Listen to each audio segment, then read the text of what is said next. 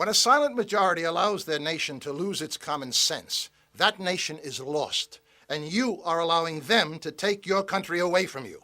Is it common sense to adore at the altar of multiculturalism? Read your world history. Not one nation has survived as a multiculture. It's the uniculture that is your strength. One country, one culture, one language. Is it common sense that 84% of the people want to make English the official language of America, but your majority political party espouses insanity, ignores the people, and says no?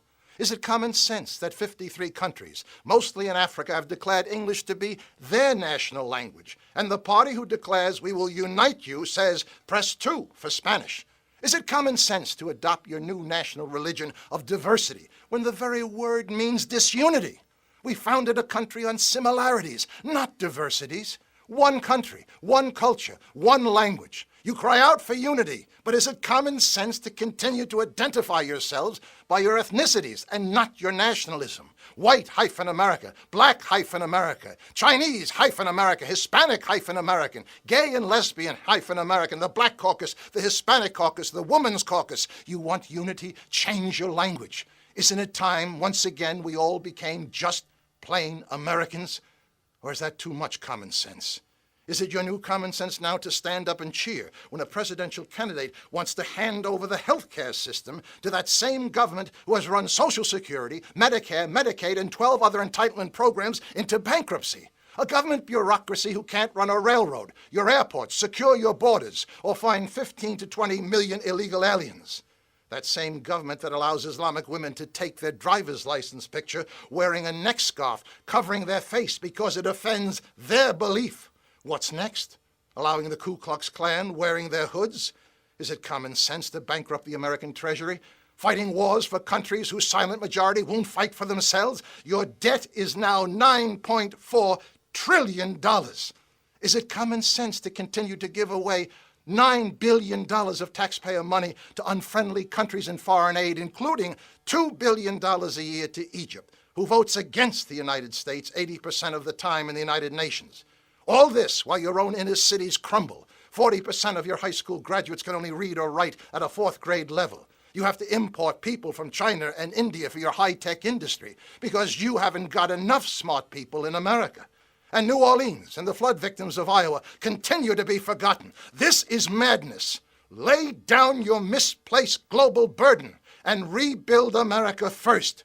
You can't support the world while neglecting your own country.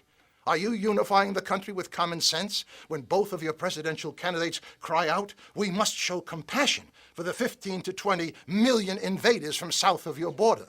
But not one word of compassion for the overburdened American taxpayer who is forced to subsidize the invaders by paying over $250 billion of their hard-earned money to establish America as the welfare department of a failed, corrupt foreign country.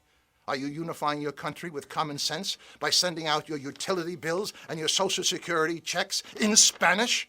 Legal and illegal immigrants have no incentive to learn your unifying language because you make it easy for them not to assimilate. How many of you write in big letters across that bill, English only, please, and send it back?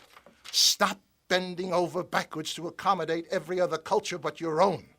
Is it common sense to allow your activist judges to ignore your history, your culture, your Declaration of Independence, and every other founding document to remove God from public life?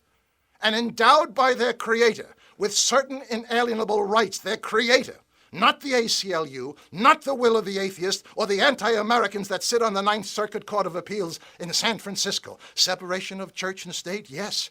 Separation of God from public life, never intended by your founding fathers.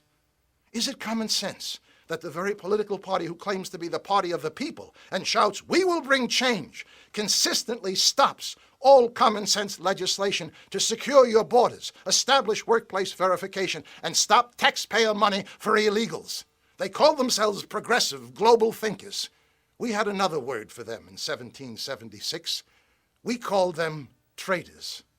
This happened all once before. 232 years ago, it led to revolution and thousands of dead in the streets. It will happen again unless you take back America now. Join the grassroots movement of the Second American Revolution, not of guns and violence, but pressure, pressure, pressure on your none-representing representatives who created these problems in the first place. This is the most important phone number in your democracy, the Congressional Switchboard. Pick up your phone every day, every hour if need be, and call your representatives and tell them in no uncertain language to listen to the silent majority or else be thrown out on their hindquarters. It's toll-free, and your taxes pay for it. Would you stand by and watch your family perish when you have the power to save them? Of course not. Then why are you doing that to your own country? 1-866-340-9281. Perhaps you allow all this destructive, uncommon sense out of a distorted notion of tolerance. Remember what Aristotle said, tolerance is the last virtue of a dying society. You are tolerating the behavior that is destroying you. This wine was once rich, highly desired and admired, but when you dilute it with enough water, it stops being anything. Take back America now. Choose to be part of the Second American Revolution. Pressure, pressure, pressure. No presidential candidate, no political party can save you now. Only an aroused citizenry will turn this uncommon sense around. And he or she who does nothing now is helping them to destroy America. My name is Thomas Paine, and I approve of this message. I only hope to God you will too.